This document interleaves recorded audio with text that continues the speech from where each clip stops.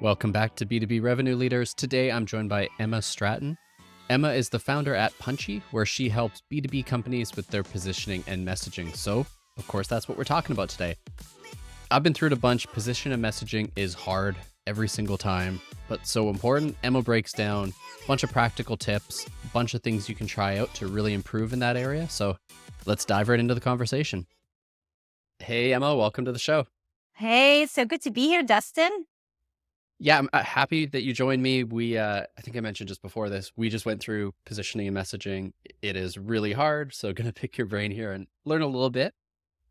So before, you joined here, we sent you a form to fill out, and I quote, you said, messaging has the power to make a good product look bad. I've seen that happen both ways as well with really good messaging, but would love to know why you think that happens so much, especially, in B2B tech. Yeah, I mean, it really happens in B2B tech. So what I found is that a lot of times people sort of assume, hey, if our product is awesome or our tech is great, messaging is a nice to have, right? It's like that Mhm. icing on the cake. And actually the opposite is true in B2B tech because things are so technical and there's so much competition. It's very easy for teams to dive straight into the weeds, explain, right, the technical differentiation, get into the AI and the ML. And it ends up kind of muddying or completely obscuring the value of your product to a human being. And so it can make an amazing product look really uninteresting or irrelevant or even boring to someone. And this is what I Mhm. see happening so much in this space. Yeah, I've seen that. I think part of it is, they created this awesome thing, which took so much work and they're so proud of it. And, they just want to talk about all the cool little intricate details. So how do you help them step back from that? Because it can be hard to get out of that mindset, I bet. Yeah. So one of my favorite things to do with teams that I work on in engagements is I have this slide where it's a simple table, two columns. And on the left, it says what we say makes us different. And on the right is what customers say makes us different because it's always really different. So typically on the left-hand side, you'll have all that technical differentiation, the AI, the secret sauce, the way we do things. And on the right side, you have these really simple value focused messages like it's just simpler. I don't have to put a lot of resources managing it. It just works, responsive team. And I think it's always a really good wake up call for teams to really just see like, hey, customers are not thinking about it in this granular technical way like we are because they're on the outside in, and we're on the inside out, looking at all the wires and the secret sauce under the hood. And so just helping people see like it's two really different perspectives. Messaging's job is to kind of meet in the middle and connect those two things. So I think just customer, here's how they see it. Here's what they say. They don't talk about it that way. They never mention that stuff in the interview. So going back to the customer is always kind of my go-to. For sure. And I think the interesting thing about that table is the one side with the company, it is very much like faceless corporation talk, kind of. Whereas the Yes. other one is an actual person using, normal everyday words. And to me, it could be a personality thing, but what resonates with me when I'm reading a web page or an ad is, does it sound like someone's talking to me or does it sound like someone is writing an essay or a thesis? Yeah. Right. Yeah, I was speaking to a product marketer. She had a really great way of talking about it. She said, it's like imagining this robot wearing three ties, like talking to you, right? It's just like really formal. Yeah, it's just so easy. I think we just see so much of it out there, that kind of language that it's sort of like we copy or we feel like Mm. that's what we should do because it's really common, even though when you think about it, it's like, no, why are we talking this way? Let's just talk like normal people. Yeah, 100%. Like my team is probably really annoyed with me saying this, but often they will send copy to me and then I will say, is that how you would say it to a friend? Or is that how you would explain Yes. it to like your kid or your mom or sister or whatever? And it just breaks them out of that habit. I'm guilty of that too. It's not a them problem. It's a everyone who writes anything problem, I think. It Do you have totally any is. tips for people to like get out of that mindset? Yeah. Well, I have an exercise that I run with teams because I train marketers in messaging and positioning. And it's very similar to what you do to your teammates. I just call it talk at the barbecue. How would you say it at the barbecue? Right. So Yeah. the idea of how would you actually say that to another person? Because the first impulse is to use that technical kind of language. It just rolls off the tongue because we're used to describing it that way internally. And just saying, like, wait, okay, loosen up, right? How would I actually explain this to a person? And people tend to get really straight to the point and simple. And I often say to them, there, that way, say that, write that down. You just said it. So really trying to get natural phrasing, natural words, the kind of things you would actually say in conversation is how you have that natural writing. The biggest thing we have to work against is that impulse when we're at the computer and we're typing, and that B2B bullshit just flows out of our fingers, right? It's almost Yeah, reflexive. 100%. Yeah, and it's not our fault. We all do it. I mean, it comes out with me too, and it's just acknowledge that that happens and just always go back and think, is that how I would say it? Is there a more casual way to say it? Even just as an exercise, like, hey, that's fine, but how else might I say that? And you might just come up with kind of a simpler, more everyday way of putting it. Yeah, it's definitely a skill set to own and practice of simplifying and, condensing and just saying it in a human way. I am curious if you ever get pushback from companies who think that we can't talk conversational. We're in this very technical, industry. We have to come with elevated positioning and messaging and, that type of angle. So That do you is ever get that pushback? And if you do, how do you, get them out of that? Yes, so that does happen, and sometimes it can be really hard. It depends on the culture. It really does. If it Yeah. is a strong culture, it can be very hard to displace. But typically, I've got some champions in the room who want the human way. I think one thing is to point to some other really successful brands in the space, whether in their direct space or just sort of well-known ones. Like one company that always comes up is Stripe. People love Stripe. Yep. They love Stripe's straightforward, plain language. So turning to, calling an industry leader like that and just say like, look at how they write. Isn't it great? And people will be like, yeah, it's great. Right. So that's one way to do it. Then other ways, the customer, even showing whether it's product reviews online or actual transcripts, just being like, this is how people are talking. They do not talk like this, is another way to go. So those are kind of the two ways you can get into like messaging testing and things like that. But I think high level FOMO, like look at these other great companies. And I often say, it's modern. Like this is the Yeah. modern trend is to speak this way. And the robot way is kind of the old school, like you're not cool way, and helping people Yeah. understand that as well. And that usually helps. But I think when a lot of times when people are really holding on to that technical, but then they see something that is a more everyday, casual, customer focused way of talking about it, they usually kind of get it then. They're like, Mhm. oh yeah, I can see it. So I think a lot of times people need to see the language. They need to kind of have a bit of that education to really cross over. Because again, if writing and communication sort of isn't your natural thing, it's hard. You're thinking about it in an abstract way. So helping people see, showing like, hey, look at Stripe. Aren't they great? Right. And it can help people make that move. For sure. And I think there's something there about having your actual brand personality and tone and having it be distinct because I've done this when I'm buying software, even in Martech. And Martech, I would say for the most part is better at this than some, Oh some yeah. industries. But even then I go to 12 websites and they all look the same and you could swap the logos and I don't know who's who. But then you have other ones who have a super distinct personality, like Gong is a good example. Very Yes. strong personality, can kind of tell by their copy who they are. Yes. It's just how do you like I think everyone wants to do that. It's Yeah. just really hard to get your positioning and tone down. So what are some steps people can take, starting from scratch there? I think so. It is hard. Gong has always impressed me. I think when they first did like a big rebrand, probably, I think it was like 2018 or 2017. I can't remember. I came across them because I was working with a competitor, well, someone in this space. And I thought, damn, this is good. This is a company that understands investing in brand because the style and the swagger and the attitude was just Mm. really, really good. So part of it is it has to be a decision to take to invest and to understand that brand perception is a huge differentiator. It does drive value. It is not a straight ROI thing, but that it is valuable. So I mean that's the big thing. Like you got to know it's important and be willing to invest in it. There's a couple companies that I know that have understood that and invested really early in it, and it panned out. It did work Hmm. for them. Um, a cloud guru was another one I worked with that had just this amazing brand personality that their competitors just could not copy. So it really does give you an edge, but you have to value it from leadership. You have to agree to put the money in. So once you've decided, okay, we're going to invest in it, put the money in it, then you have to get brave.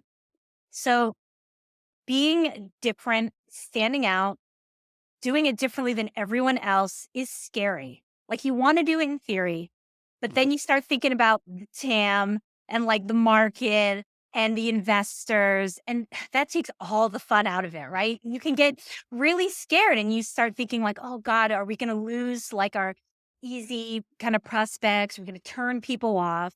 And that's when you want to really get clear on like, who are we trying to attract? Where is there a white space? What is everyone else saying? How are they sounding? How can we be different? Will that connect with the type of people we're trying to speak to? And then being bold and just going for it.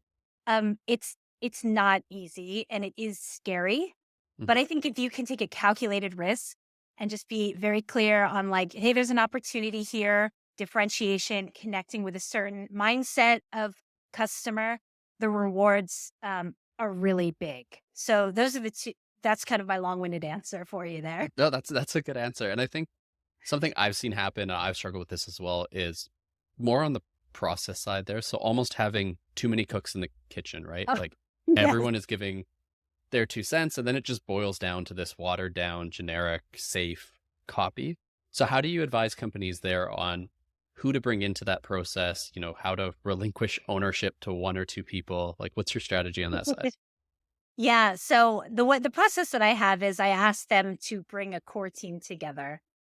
And I think it's important to have, yeah, leadership, but a voice from each department, right? Someone from sales, someone from customer success, someone from marketing, someone from product. So really having a representation of the company and bringing them on the journey from start to finish, I think is key because really everyone wants to be heard. Everyone wants their ideas to be considered. So just having everyone in the whole journey is the number one thing I think that leads to buy-in and alignment. When everyone can go on that journey and see strategically how you're getting to that end deliverable, those words, that position, people feel like we did this together. And so that's my number one thing is just getting everyone involved. Now, this is when I'm the outside consultant, so I can be the ringleader. I facilitate and make sure, right, things aren't going off the rails. There's power dynamics. I mean, the beauty of being a consultant is I can say those things to the CEO that other people don't feel comfortable.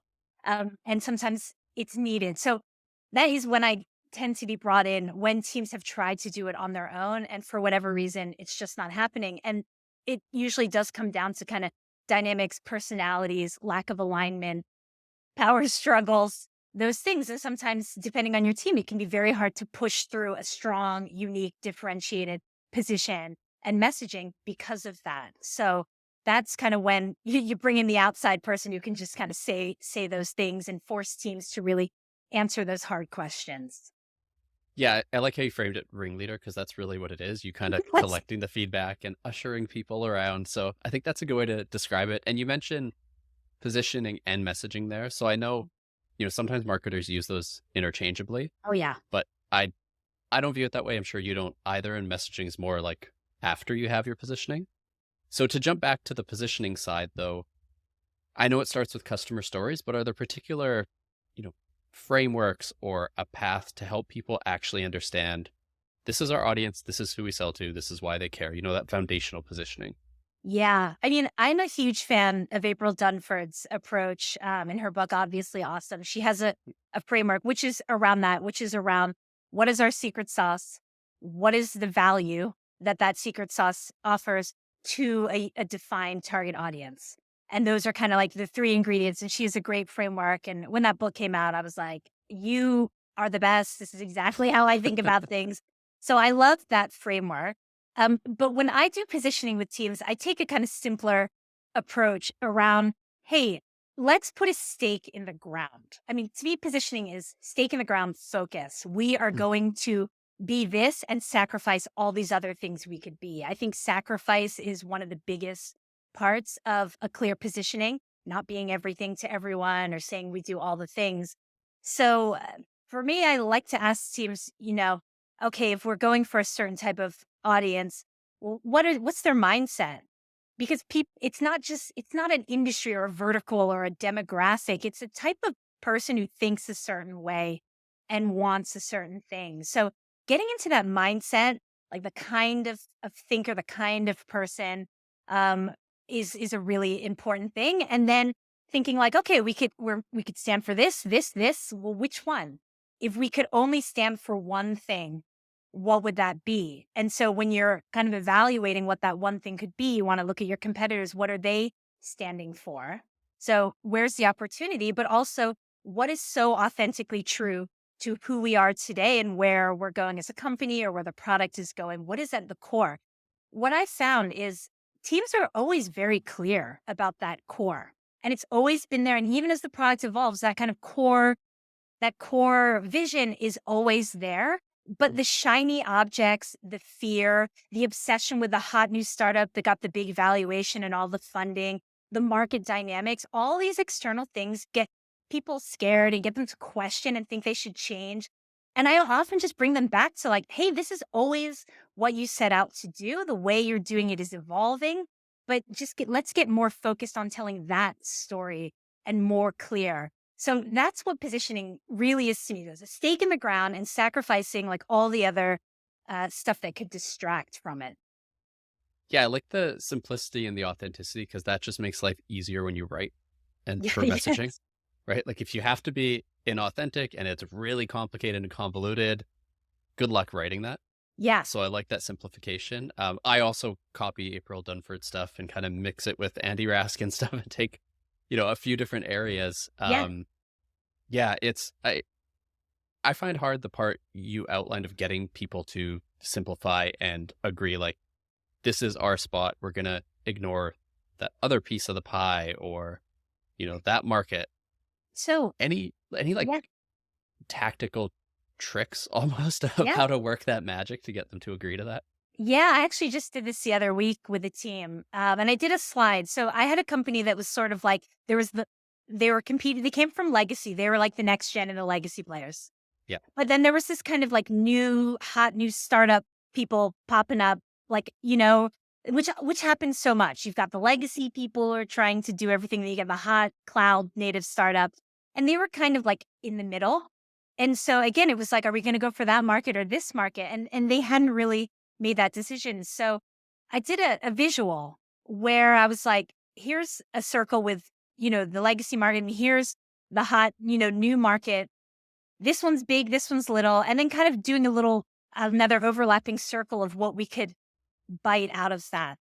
And what made us different in each of those markets. So we could have a focused discussion on market size and on how powerful our differentiation was in each. And that made it really clear that we had so much more to win in that legacy space than in this tiny little new market that was popping up. Like, yeah, everything would eventually go there in the next few years. But when we're talking next 6 to 12 months, which, let's face it, in tech, your positioning and messaging, you're talking this is for the next 12 months because things are constantly changing. But really like putting the picture there, the markets, how we can stand out in each of those and being able to see like, wow, there's definitely more opportunity there versus that. Getting it like a side-by-side visual, I think is a good way to facilitate that discussion. Yeah, no, that's a really good tip. And it kind of ties back to the other side by side visual, right? Like it just shows the Yes. power of comparison with the this is how Very our simple. customers are talking. This is how we talk about it. And it also Um, just anchors people in the 100%. let's just anchor right here. And let's not just like have a never ending conversation about this. Let's just look Yeah, at put the stake in the ground, right? So, it. and then, so let's say they get through positioning, they've developed their brand personality, that core group understands it. Mhm. In our case, we're a small marketing team, so keeping people aligned is easy. Let's say they're a 20-person marketing team with all these people writing all this different stuff. Any tips on how to keep them aligned and make sure they are adhering to the brand personality and messaging and all that, since they weren't involved in the core process? Yeah. So two things. One is whenever there's a new kind of messaging, positioning rehaul, doing a share out with other teams, whether it's an all hands or setting up smaller groups where it's more informal and you can share and answer questions. Just take people on the journey. One gives the context. The second thing is I'm a fan of really simple uh, voice guidelines, like writing guidelines. So I hate the big over the top voice and tone, never Yeah. ending. I mean, they're lovely, but no one's going to use them and they're too hard. So yeah, you can have that, I guess, for external agencies, but for teams, can you do a one sheeter with very practical tips, very practical, like just do this that they can use for the voice. So I like to teach those types of techniques, like whether it's just as simple as like, say like you would at the barbecue, use the active voice. Like just, use the small word rather than the big word. Really simple things, like a top 7 things that they can put, I hate to say actionable. I hate that word, but like they can put into action and they can actually do, and they can maybe just have nearby. Don't get into like the theory of it. Just some really like these tips, right? It's like if you can do these 5 things, it's going to be great. But if you ask people to write like advanced copywriters and do Yeah. these advanced voice things, I think that's too hard for a lot of people. For sure. Yeah. I've seen both ends of the spectrum there. So, the giant written style guide with every word and variant you could imagine and capitalization. And for product stuff, that's necessary, I think, for Yes. consistency. But maybe not for the writing. And some of the best examples I've seen were actual examples as simple as we write like this, we don't write like this. And Yes. like just seeing the two side by side, it Yes. can be night and day. And then I guess one last kind of to go on that topic, right? It's easy to see that and understand, but I think personalities come into play. So say you have a fun kind of interesting, maybe a little edgy brand personality, and then you have someone who's on the opposite end of the spectrum, but they're a writer. And it's hard for them to become that person. So what steps can they take to get there? Yeah, no, I mean that is a challenge, right?